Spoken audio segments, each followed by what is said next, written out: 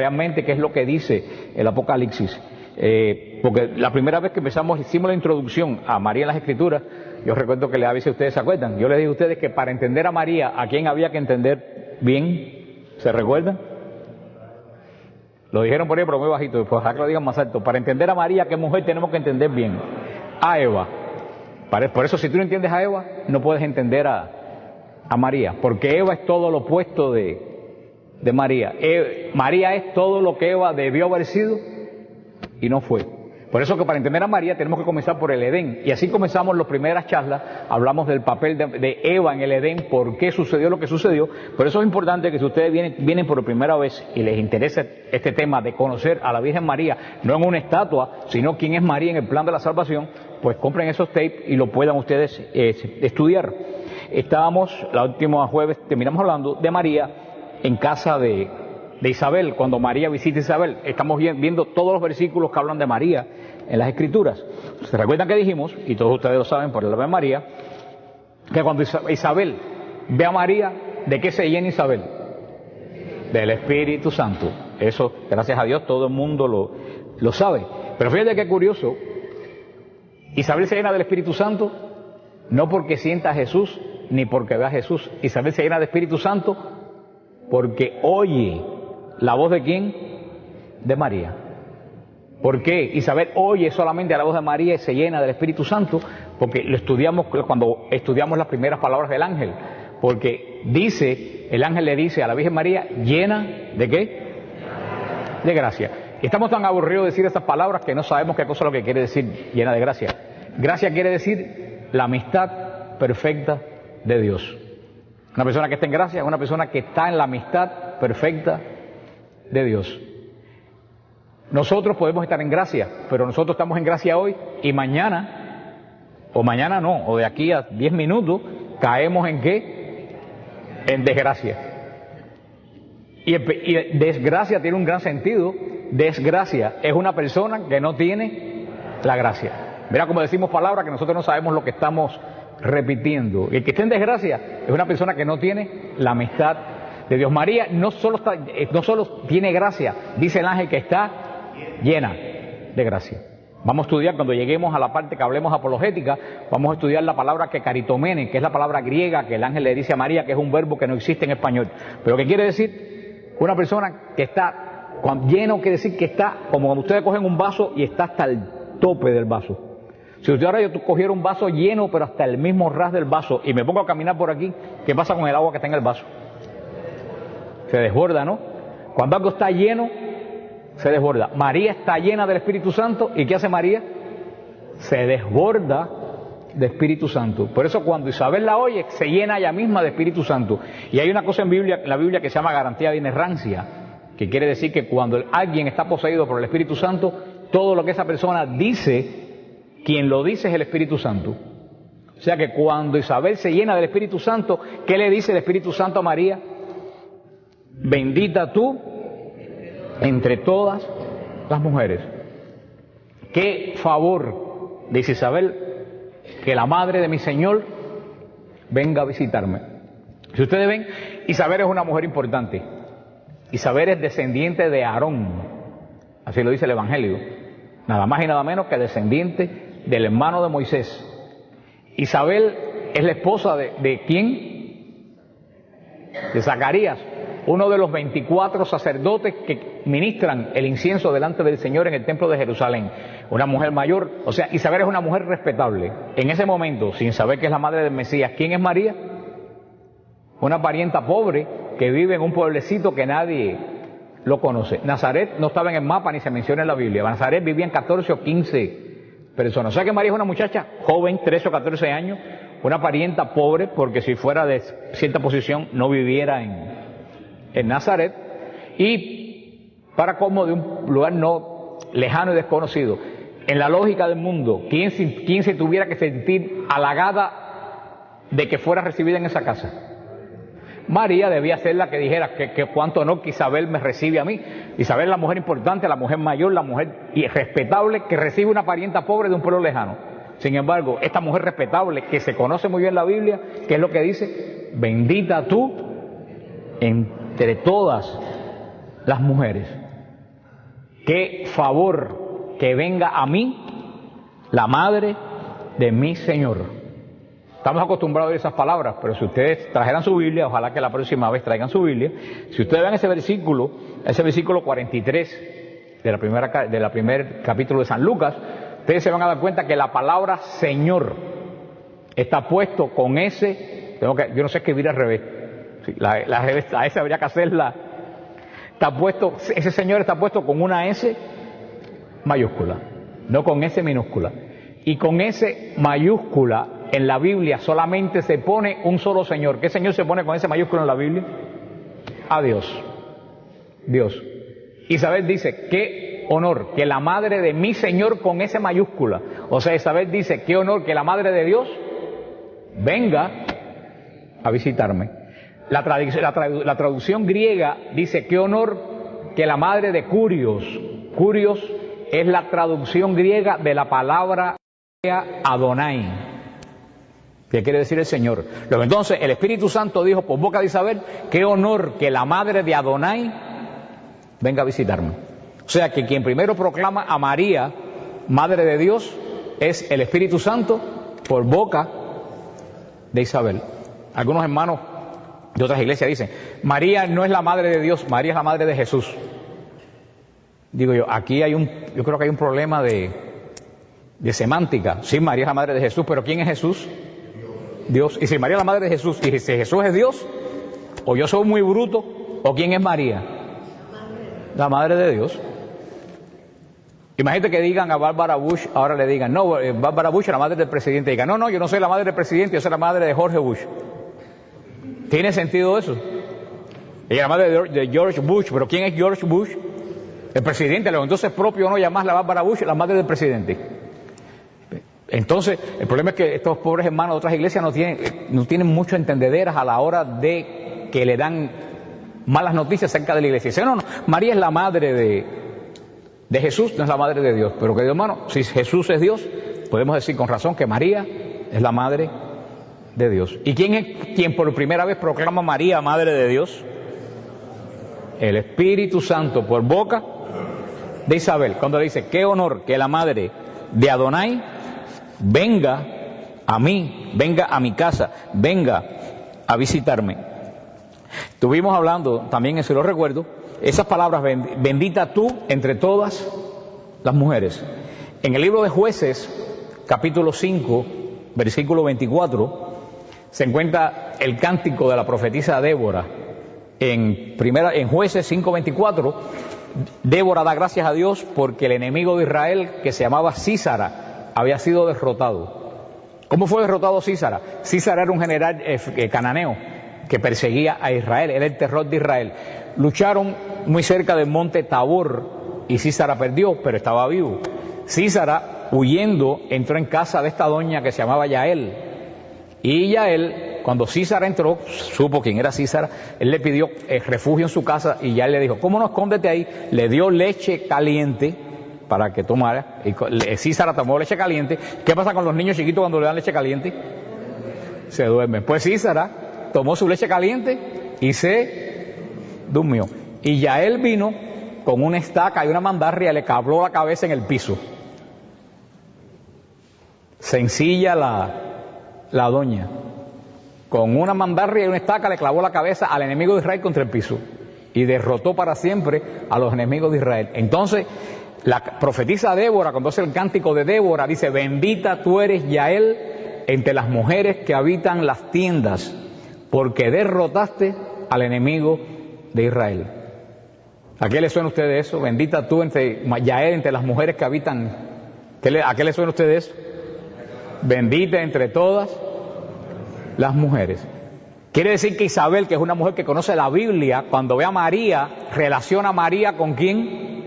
Con Yael. Yael le clavó la cabeza contra el piso al enemigo de Israel. María le clava la cabeza contra el piso al enemigo del hombre. Por eso Yael es bendita entre las mujeres que habitan las tiendas, pero María es bendita entre todas las mujeres. Yael es uno de los antepasados de Cristo. Cuando yo acabo de venir de Israel, que fui a hacer un programa para la televisión católica hace 2 semanas, Y en el lugar de la dormición de la Virgen María, en el Monte Sión, hay una hermosa estatua de María yacente y una glorieta, y encima de la glorieta están todas las mujeres que tienen que ver con la Virgen María. Miriam, la hermana de Moisés, Débora, la profetisa, Ruth, la moabita, Judith, y entre ellas está Yael con su estaca y su mandarria. Y por eso que Isabel le dice a María, aquí vemos otra prueba, que María, con su sí, como vimos el jueves pasado, derrota al enemigo de los hombres, porque el enemigo de los hombres ganó por el sí de Eva, y es derrotado por el hágase en mí, según tu palabra. Yo soy la esclava del Señor. ¿De quién? De María. Cuando Isabel le dice eso a la Virgen María, bendita tú entre todas las mujeres, bendito el fruto de tu vientre, ¿qué contestó María? La verdad que yo soy una bárbara. ¿Contestó María eso?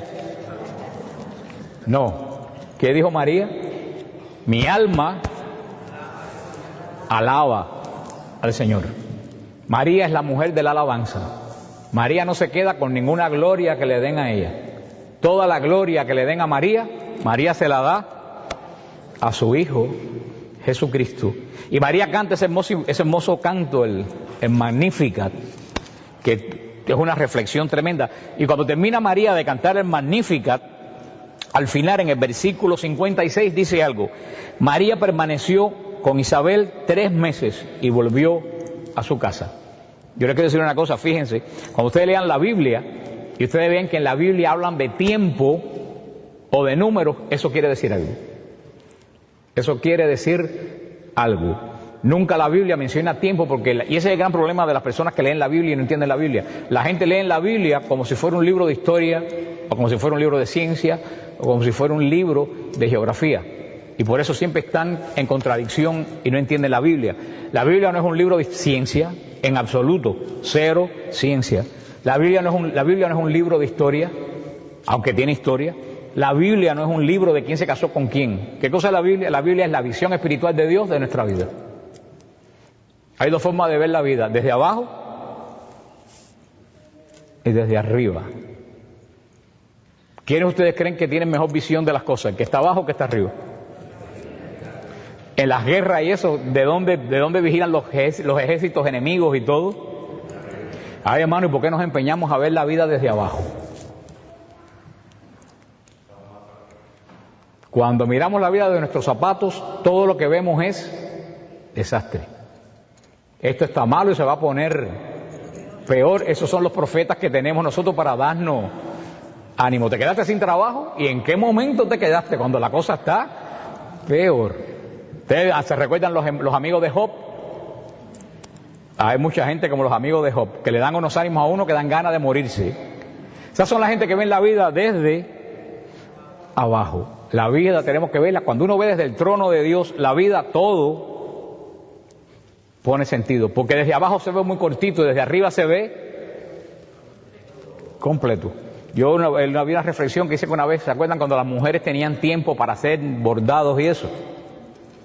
Pues ya las mujeres no tienen tiempo para hacer bordados ni nada de eso. Yo creo que con la generación de mi abuela se acabó esa generación. Ahora compramos las cosas hechas en Walmart y se desarman a los 3 días. Pero yo vi una historia que estaba esta señora haciendo esos bordados. Yo me acuerdo de mi abuela que los hacía, que por detrás amarran no sé si quién se acuerda, que bordan y por atrás amarran los hilos, después se lo cortan y la niña estaba sentada viendo bordado en una cosa de esas redondas y le dijo a la mamá: oye, qué cosa tan fea tú estás haciendo.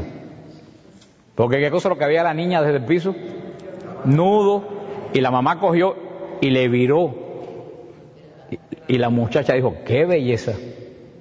Nosotros muchas veces entendemos mal la vida porque la vemos por atrás, no por delante. Vemos los nudos pero no vemos el resultado. Por eso, usted dice que tiene que ver esto con María. Sí, María vio la vida no desde mis zapatos, sino cuando tú tengas un problema, tú no puedes quedarte en tus zapatos, tú tienes que mirar lo que te está pasando, no desde ti, sino desde la perspectiva de Dios. María vio la obra desde la perspectiva de Dios, supo cuál era su plan en la salvación. Por eso que yo le decía que en la Biblia no es un libro de ciencia, ni es un libro de visión de Dios. El que va a buscar la Biblia, ¿dónde están los dinosaurios?, pierde su tiempo, porque algunos de ustedes tienen algo que los salve los dinosaurios. ¿Alguno de ustedes se salva de un cáncer o de algún problema por algún dinosaurio? A no ser que salga un loco aquí en Hialeah a vender carne de dinosaurio para curarse de... Porque de todo hay por todos lados. A ustedes, la gente pregunta, ¿con quién se casó Caín, el hijo de Adán y Eva? ¿A ustedes le importa? ¿A ustedes le aumenta algo la fe con saber con quién se casó Caín, el hijo de Adán y Eva? No. Pero sí nos aumenta la fe saber que cuando el mal entra en una familia, se traspasa por varias generaciones.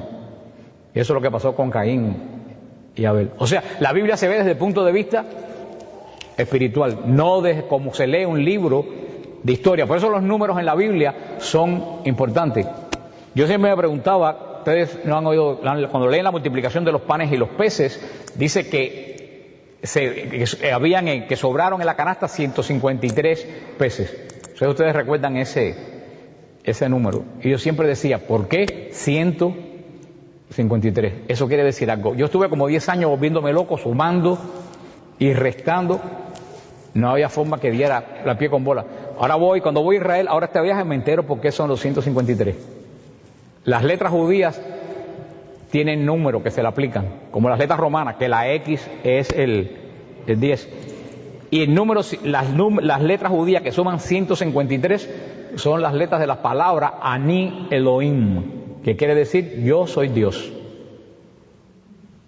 Jesús, multiplicando los panes y los peces, le dice a los judíos, yo soy Dios. Y dice que María se quedó en casa de Isabel, ¿cuántos días? 3 meses. Yo dije, esa palabra 3 meses quiere decir algo. Si vamos al libro de Samuel, capítulo 6, versículo 11. Capítulo 6, versículo 11. Dice, el arca de Dios estuvo en casa de Obededón de Gaat 3 meses. Y Dios bendijo a Obededón y a toda su casa. Ustedes ven, María se quedó, ¿cuántos meses en casa de Isabel? El arca de Dios se quedó en casa de Obededón 3 meses. Y toda la casa de Obededón fue bendecida. Cuando tú dejas que María entre en tu casa es bendecida.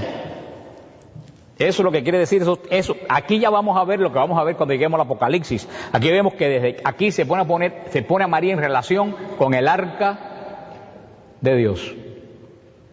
¿Qué cosa era el arca del Antiguo Testamento? El arca del Antiguo Testamento era un cajón de madera de acacia forrado de oro, que adentro, ¿qué se guardaba? ¿Ustedes saben lo que se guardaba en el arca adentro? Los 10 mandamientos. Los 10 mandamientos, ¿qué eran los 10 mandamientos? Los 10 mandamientos era el pacto de Dios con Israel. Si tú cumples esto, esto y esto, yo te bendigo así y así y así. Los 10 mandamientos es como cuando ustedes compran la casa y el banco les da el contrato. Y ustedes lo firman. ¿Qué hacen ustedes con el contrato? Y guárdenlo bien, porque a mí siempre se me pierden todas esas cosas. Y como ahora que se me venció el lease del carro, fui a buscar el contrato y no lo encontré. ¿Tú sabes lo que yo pasé? Tremendo susto. Así que, ¿por qué? Porque el contrato es muy importante, es lo que te demuestra que tú eres el propietario de eso. Bueno, los 10 mandamientos eran el contrato del pacto de Dios con Israel y se guardaba en el arca. Dice que María es la nueva arca. Dentro del arca estaban los 10 mandamientos, pero había algo más. Dentro del arca había maná, el maná que cayó del cielo. Había un vaso de oro con maná dentro del arca. Y había algo más dentro del arca. Estaba la vara de Aarón. Y había algo más dentro del arca. Habían 12 piedras del río Jordán que simbolizan las 12 tribus de Israel. Eso en el Antiguo Testamento. Dijimos en las primeras clases que todo lo que en el Antiguo Testamento es símbolo, en el Nuevo es realidad. Dentro de María, en ese momento casi sabe, está Jesús. ¿Qué cosa es Jesús? El maná bajado del cielo. Yo soy el pan de vida. ¿Qué cosa es Jesús?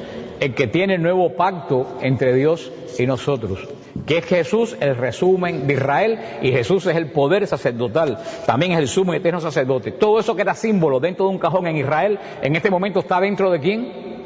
De María. Luego entonces, así como esa caja fue el arca de la antigua alianza, María es el arca de la nueva alianza. Por eso vamos a ver que al final de la historia, en el Apocalipsis, cuando Juan mira al cielo, ve el arca que está en el cielo, pero todavía nos faltan unos cuantos versículos para llegar ahí.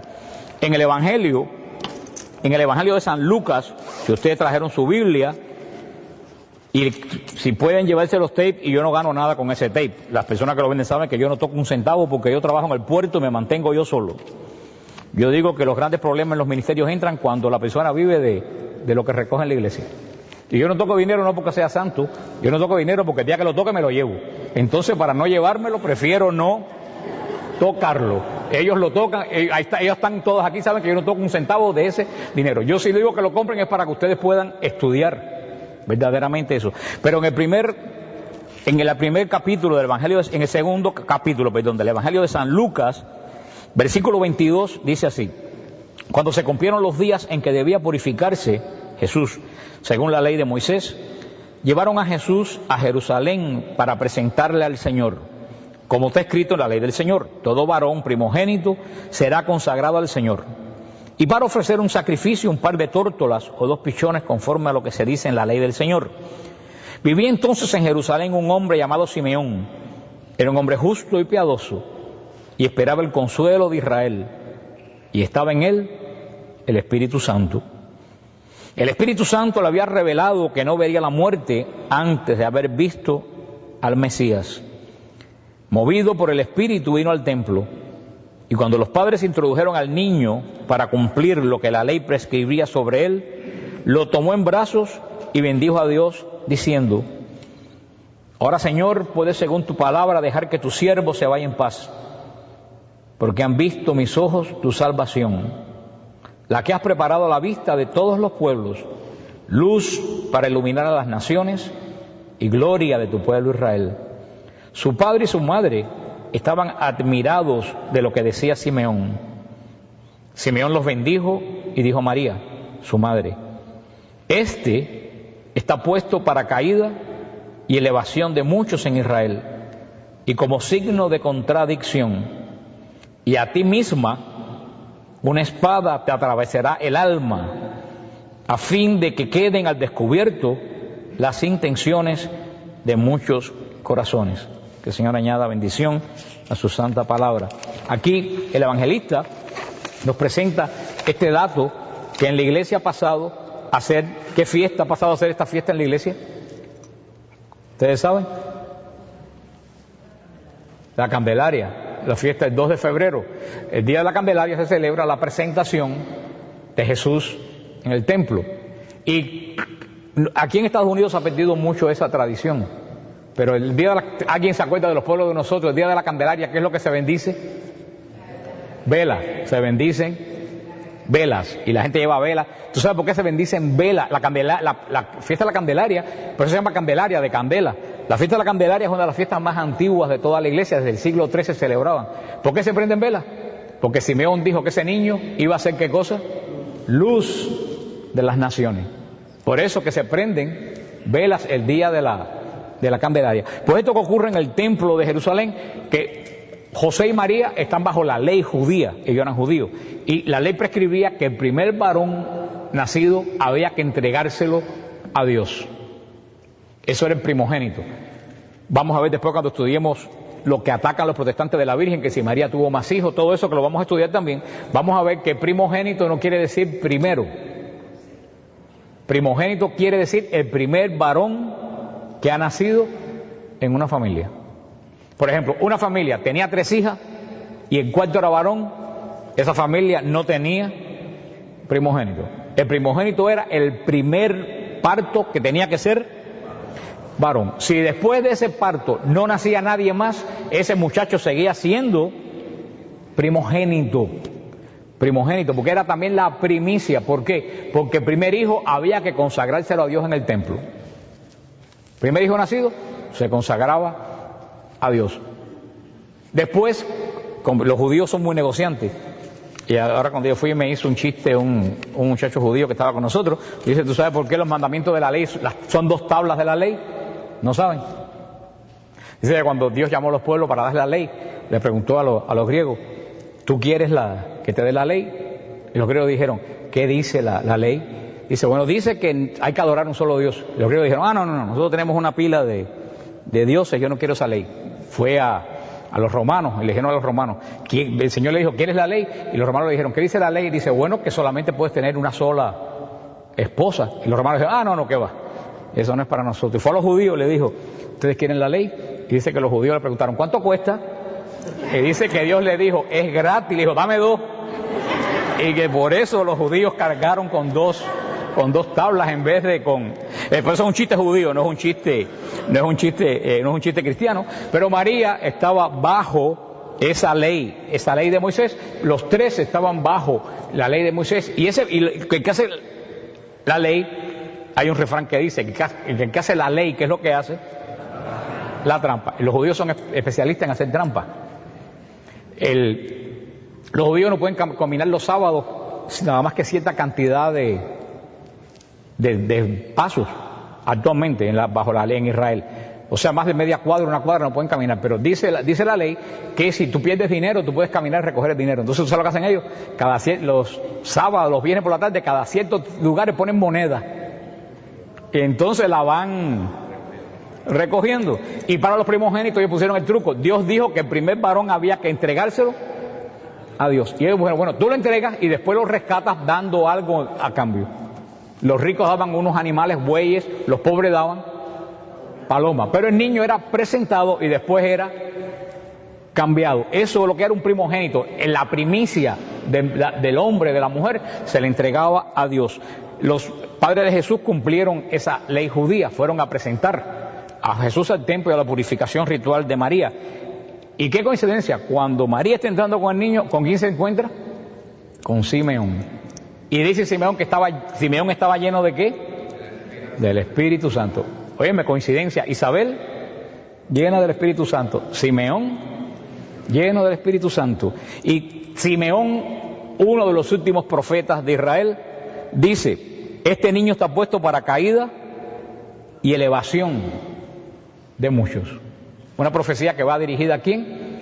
A Jesús. Jesús, signo de contradicción. Jesús está puesto para caída y para elevación de muchos. ¿Por qué? Porque el que rechaza a Jesús definitivamente cae. Y el que acepta a Jesús es elevado a la condición de hijo de Dios. Pero después Simeón, lleno de Espíritu Santo, se vira a la madre y le dice, y a ti una espada te va a atravesar el pecho. A nosotros eso no nos parece normal, pero eso es algo totalmente inusual. ¿Qué cosa es lo que es inusual? Es inusual que un hombre judío le hable a una mujer judía estando el esposo presente. Hasta el día de hoy no existe. Un judío no habla con la esposa de otro judío cuando el esposo está presente. Ahí se tiene que dirigir al esposo.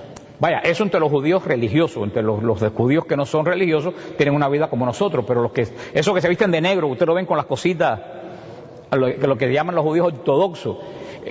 Inclusive hay un barrio de Jerusalén que se llama el Mea Sharim, que es un barrio donde están los más férreos judíos de Israel, y allí la mujer no puede caminar al lado del hombre. La esposa tiene que caminar 3 pasos detrás del hombre, con los niños. Y nosotros no lo sabíamos, nos quedamos en un hotel allí y salimos, una muchacha del grupo, Liliana, otro amigo mío, Fred y yo, salimos a caminar y Liliana se enganchó de los brazos de nosotros. Y no habían pasado 2 minutos, teníamos al barrio entero gritándonos atrás.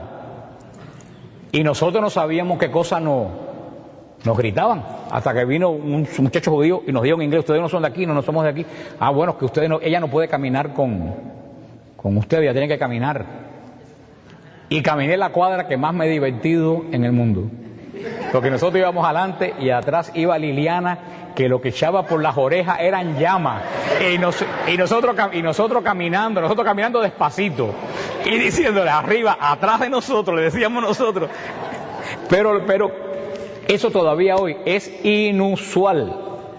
Por eso si está José, Simeón, ¿a quién se tenía que dirigir? A José. Y Simeón no menciona a José, Simeón se vira a María y le da una profecía, a ti una espada te atravesará el pecho.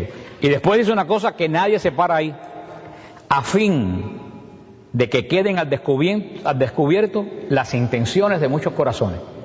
Yo no sé por qué nadie lee ese párrafo. Dice Simeón, la profecía, a Jesús que va a ser piedra de caída y de levantamiento para muchos. Y a María que una espada la atraviesa el corazón y que esa espada va a ser atravesado su corazón a fin de que queden descubiertas las intenciones de muchos. Es lo que palabra más enigmática. Todo el mundo piensa que el corazón de María es atravesado por la espada. ¿En qué momento?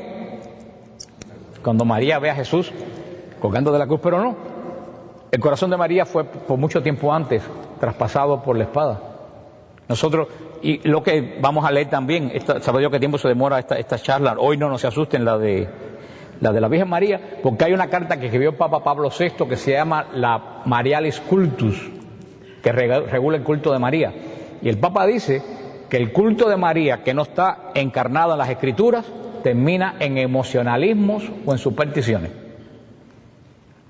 Y por eso muchas personas conocen una estatua de la Virgen María, pero no conocen a la mujer que representa esa estatua.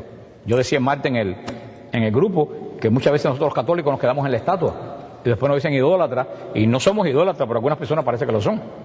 Y yo le explicaba el caso en Marte que fue San Judas Tadeo, que yo tengo una clienta que fui a ver y le vi una estatua de San Judas Tadeo en el buró. Y yo siempre como vendedor me fijo en las que tiene la gente en el buró para poder tener motivo de conversación. Y le dije, ¿tú eres devota de San Judas? Me dijo, sí, yo soy muy devota de... mira, esa es la iglesia que yo voy. Y le dije, ¿tú sabes quién es San Judas? Para decirle que era un apóstol, ¿no? Me dice, sí, es el santo que tiene el tarrito aquí. Digo, pero ven acá, hija, ni que San Judas fuera un unicornio, ¿cómo va a tener San Judas un tarro en la cabeza? Eso es la llama del Espíritu Santo. O sea, esa mujer conocía a San Judas, pero ¿qué cosa es lo que conocía de San Judas? Una estatua. Y hay mucha gente que conoce a María solamente de estatua. Dice el padre que conoce a la María de las Escrituras. La vida de María fue una espada clavada en el pecho. Porque nosotros pensamos, ay María, qué lindo viviendo con Jesús. Una bendición tremenda. Pero ¿quién puede entender a Dios? ¿Cuántas veces ustedes miran a los hijos de ustedes y ustedes no lo entienden? Y dicen, ¿a quién salió este muchacho? Imagínate que María tenía en su casa al Hijo del Altísimo, Dios y hombre verdadero. La vida de María no fue tan fácil en el sentido de cómo poder entender a Dios. ¿Qué le dijo el ángel? Se va a sentar en el trono de David su padre. Y el niño cumplió 7 años, se le cayeron los dientes, le salieron los dientes, cumplió 14 años, se puso flaco como los muchachos, las rodillas se le pusieron con 2 huesos saliéndose para afuera, la cara se le llenó de granos, de barro, como se le llenan a los muchachos, 14, 15 años María. ¿Y cuándo se va a sentar en el...? No hay más ángeles, no hay... Los ángeles cantaron y después ¿qué hicieron? Se fueron y la dejaron a María sola con la realidad de esta. Jesús hizo un muchachón, los muchachos se casaban a los 16, a los 17 años, Jesús no se casaba, y las vecinas dirían, qué raro está el hijo ese de María, va para los 20 años de aquello, nada, ni una novia se le conoce. Jesús se apartaba para orar, ¿y qué decían las doñas? Más raro todavía se ha puesto ese muchacho. A nosotros nos da, yo lo digo de forma simpática, pero eso en la vida de un pueblo chiquito, ese no saber dar respuesta a quién yo tengo en mi casa, tiene que haber sido un dolor terrible para... Al fin Jesús se decide a la vida pública, hace el milagro de Caná, resucita muerto, entra entre palmas en Jerusalén, y a lo mejor María dijo, ya llegó el momento, y a los 3 días la cruz. Nosotros nos parece, no fue una vida fácil la de María. Nosotros decimos, los problemas que tenemos nosotros, ningún hijo de nosotros va a terminar ahí. Esa es la espada que día a día la atravesó el corazón a María. Y ese versículo tan enigmático, a fin de que queden al descubierto las intenciones de muchos corazones. Se lo voy a repetir, a fin de que queden al descubierto las intenciones de ¿qué? De muchos corazones. ¿Cómo entender que el corazón atravesado de María es lo que hace que sepa qué cosa es lo que tú tienes en tu corazón? ¿Tú sabes cómo yo creo? Porque eso no se ha hablado mucho. ¿Cómo yo creo que se entiende eso? Que solamente una persona que ama a Jesús puede entender a la madre de Jesús. Si tú dices que amas a Jesús y no entiendes a la madre de Jesús, tu corazón no está puesto en Jesús. ¿Hay alguien que pueda amar a una persona e insultar a la madre de la persona que ama? ¿Ustedes creen que eso es posible? Los que insultan a la madre de Jesús no aman a Jesús. Las intenciones de los corazones referentes a Jesús se conocen por la espiritualidad, por la afinidad que tú tienes con ¿quién? Con su madre. Cuando una muchacha quiere engatusar a un novio, ¿a quién empieza por halagar? A la madre del muchacho, aunque después se pase el resto de la vida odiándola. Pero va y le pasa el brazo por el... Mirá, hay una doña que dice sí ahí con mucha cosa. Le pasa el brazo por arriba. Y eso es así. ¿Cómo tú puedes decir que tú amas a Jesús y dice que la madre es una vieja cualquiera? ¿Qué pasa con un muchacho que se hace novio de una muchacha y dice, tu madre es una vieja cualquiera? ¿Ustedes creen que pasa con ese noviazgo? Jesús, que es verdadero hombre, pero es verdadero Dios, ¿cómo puede permitir que alguien insulte el nombre de su madre? Pero eso que dice este versículo 35 del segundo capítulo de San Judas, que las intenciones de muchos se van a conocer según tú entiendas el corazón de ¿quién? De María. Porque María es el modelo perfecto de las creyentes. María es la primera persona que acepta a Cristo como Señor y Salvador. María es, si una persona quiere ser un verdadero creyente, tiene que imitar a María, porque María es la primera de los creyentes. Yo creo que en la iglesia que hablan más de este aspecto de María que no se habla. Después de ahí, porque vamos a dejar la boda de Caná, que es el próximo para la semana, para el mes que viene. Después de esto viene ya por último en el Evangelio de San Lucas, viene en el mismo capítulo 2 el versículo 41. Pero antes de ver esta parte que es con la que vamos a terminar, quiero recordarles algo que dije la primera vez y que como ustedes no estaban, pues muchos de ustedes no estaban, pues no lo entendieron o no lo oyeron. Cuando la iglesia pone los 4 evangelios como evangelios canónicos, lo que conocemos hoy como evangelios canónicos, en el concilio de Cartago en el año 397 habían más de una docena de evangelios y 20 y tantos apocalipsis. Cuando la iglesia define que solamente 4 son los evangelios canónicos, que son los que conocemos de Mateo, Lucas, Marcos y Juan, ¿qué criterio se utilizó para, entre tantos evangelios, encontrar los 4 evangelios canónicos? Primero, que fuera escrito por los apóstoles. ¿Cuál es el primero? Que fuera escrito por ¿quién? Por los apóstoles. Segundo, que se usara en la liturgia, que se leyera en la misa. Y tercero, que no tuviera errores doctrinales. ¿Cuántos evangelistas son apóstoles? ¿No? 2 nada más. Apóstoles son Mateo y Juan. Son los apóstoles. Marcos no es apóstol. ¿Y por qué se pone el Evangelio de Marcos? El Evangelio de Marcos se pone porque Marcos escribió lo que Pedro le contó de la vida de Jesús. O sea, podemos decir que el Evangelio de Marcos son las memorias de ¿quién? De Pedro, escrito por los apóstoles. Ahora, Lucas no conoció a Cristo. Lucas era amigo de Pablo. Pablo tampoco conoció a Cristo.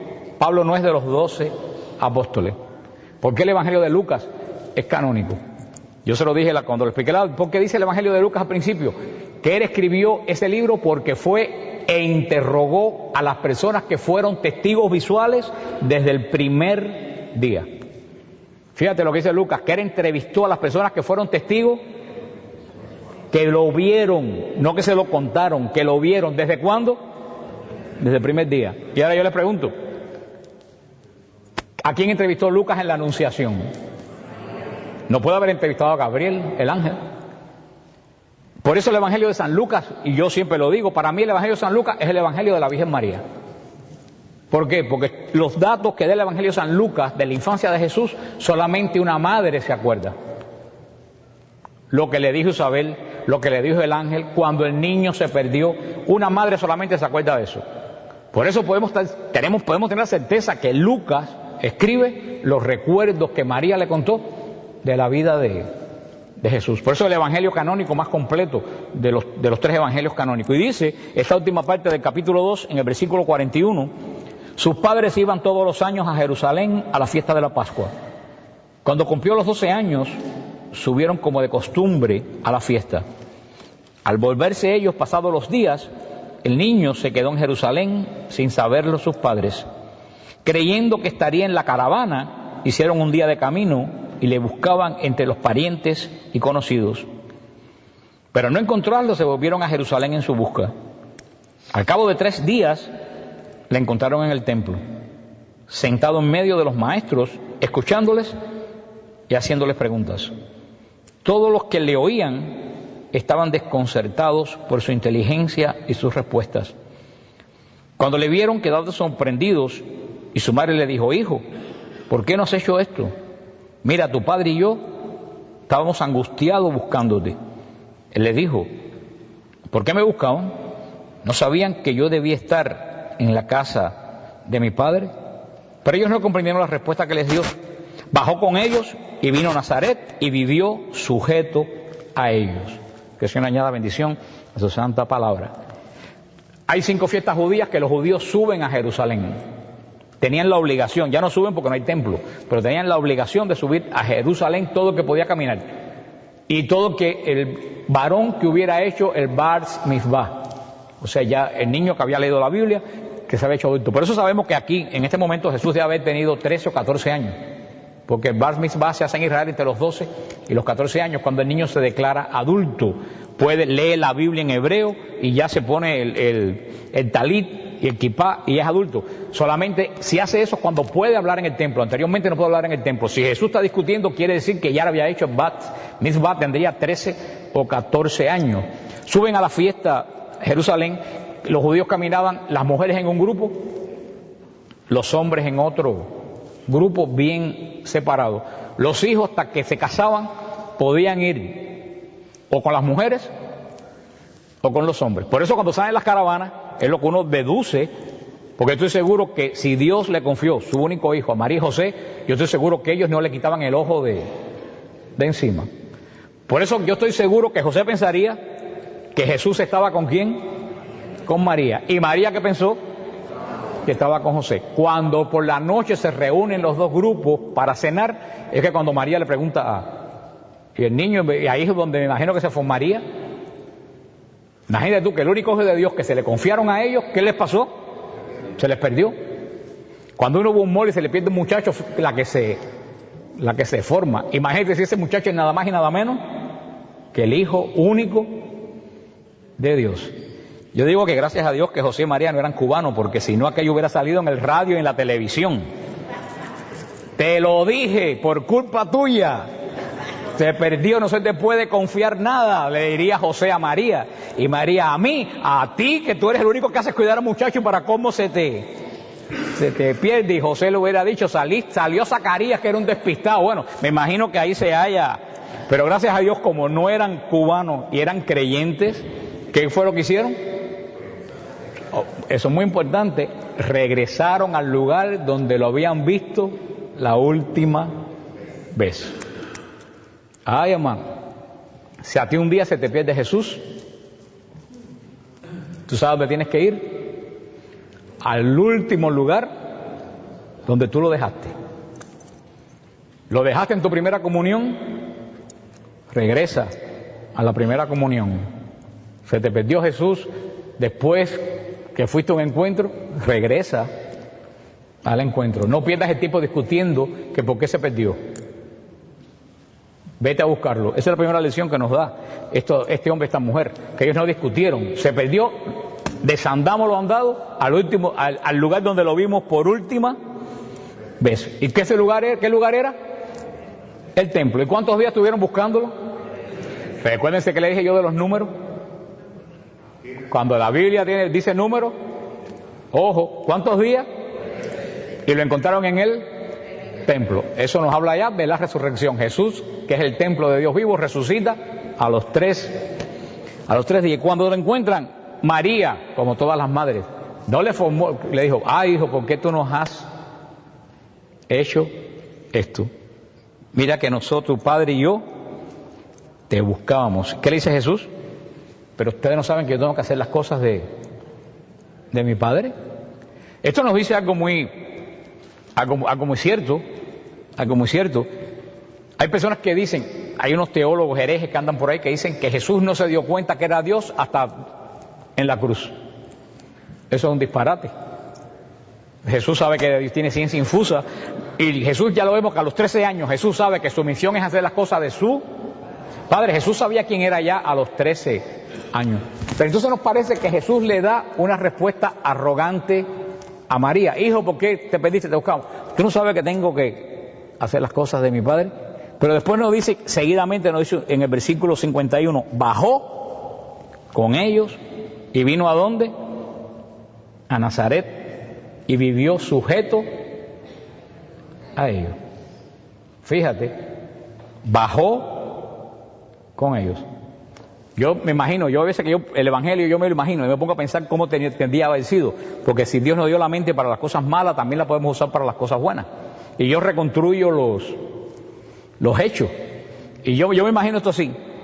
María buscando, se lo encuentra y le dice, pero hijo, ¿cómo tú nos has hecho esto? ¿Qué le dice Jesús? Como todos los niños de esa edad, que piensan que se la saben todas, porque Jesús era verdadero Dios, pero era verdadero. ¿Tú no sabes que yo tengo que hacer las cosas de mi Padre? ¿Y qué ustedes creen que le hizo María? Psst. ¿Y qué fue lo que hizo Jesús? Y bajó con ellos y se fue a Nazaret. Hermano, eso fue lo que pasó. Nosotros pensamos en el Evangelio que como que María y José siempre estaban recitando, y Jesús cuando hablaba con voz engolada. No, Jesús, María y José eran una familia como todas las de ustedes. Si a ustedes se le pierde un hijo, le dice, pero ¿por qué tú me buscabas si yo estaba mirando? Que tú le dices, mira muchacho, coge por ahí para allá para el carro. Eso fue lo que pasó. Coge para el que no, para a pie. Jesús le dijo, y María le dijo, usted estará en las cosas de su padre, pero ahora está bajo mi autoridad, así que para abajo. ¿Y qué hizo Jesús? Dejó los maestros de la ley y bajó ¿para dónde? Para Nazaret. Y mira lo que dice, y vivió sujeto a ellos. Ay, hermano, Dios, el que no cabe en el universo, se sujetó ¿a quién? A un hombre y a una mujer. ¿Y por qué tú quieres hacer lo que te da la gana? Si Dios, que es todopoderoso, se sujeta a los que tienen autoridad sobre él, en este caso Jesús. Yo creo que eso nos tiene que dar muchas veces a pensar que nosotros no estamos liberados, estamos en el libertinaje, que son dos cosas diferentes, totalmente diferentes. Estamos fuera del orden de Dios. Si Dios se sometió, ¿por qué yo no me voy a someter? El Hijo, la persona segunda de la Santísima Trinidad, se somete a un carpintero y a su esposa, a María y José. Y dice, y vivió sujeto a ellos. Sigue diciendo, así termina. Su madre conservaba cuidadosamente todas estas cosas en su corazón. Este detalle de Lucas nos dice todo. ¿Qué dice Lucas? María conservaba ¿cómo? Cuidadosamente todo en su corazón. ¿Por qué Lucas sabía que María conservaba todo cuidadosamente? Porque después se lo contó con detalle. Hermanos, si queremos imitar a María, tenemos que empezar haciendo lo que hizo María. Guardar en nuestro corazón, ¿cómo? Cuidadosamente. ¿Qué cosa? Todas las cosas que Dios hace en mi vida. Muchas veces uno piensa que mi vida es una desgracia, que mi vida está llena de problemas, y yo siempre le digo a esas personas, haz una lista de las bendiciones que te ha dado Dios y de los problemas, para que tú veas que la lista de las bendiciones es 4 veces más grande que la lista de los problemas. Lo que pasa es que nosotros miramos la historia ¿desde dónde? Desde mis zapatos, no desde arriba. Por eso estos estudios son para enseñar a la gente a ser espirituales, a ver los problemas de uno no desde aquí, sino desde arriba. Es decir, este problema es así, pero para acá, ¿tú sabes lo que se extiende? El poder de Dios. Y hay una frase que todo el mundo debe grabarse en el cerebro, que yo la tengo puesta en una placa en el refrigerador de mi casa, para todas las mañanas cuando voy a tomar agua, que me levanto, es lo primero que yo leo. ¿Tú sabes lo que dice? Más grande que tu problema es el poder de Dios. Y se lo voy a repetir, más grande que tu problema es el poder de Dios. Tu problema es así, el poder de Dios llega hasta Orlando y pasa. Lo que pasa es que nosotros nos enfocamos ¿dónde? En el pedacito de mi problema, y no dejamos a Dios extender su extender su poder. María guardaba todas esas cosas en su corazón y el Señor nos llama a través de su evangelio, de este ejemplo de María, a comenzar a atesorar en nuestros corazones todo lo que Dios ha hecho por mí y todo lo que Dios dice en su santa palabra. Se acaba de terminar el sínodo de la palabra en Roma, el sínodo de la Biblia, el sínodo de la palabra en Roma. Entre todas las cosas que han dicho, que son muy hermosas, hay un arzobispo que dijo que la Biblia no es un libro, que la Biblia es Cristo vivo. La Biblia por supuesto que es un libro que tenemos aquí, pero este libro no termina aquí. Este libro nos está dado para nosotros entender el que está ahí. Hay gente que se quedan solamente en el libro. La iglesia nos invita a través del libro ir a conocer a quién, a Jesús. Y si ustedes se fijan, cuando estudiamos la adoración de los magos el jueves anterior, cuando los magos llegaron buscando a Jesús, ¿con quién se lo encontraron? Con María. Dice que el niño estaba en los pies de María. Cuando tú miras a la cruz de Cristo, ¿a quién tú te encuentras al lado? A María. Cuando tú miras a Pentecostés, ¿a quién te encuentras ahí? A María.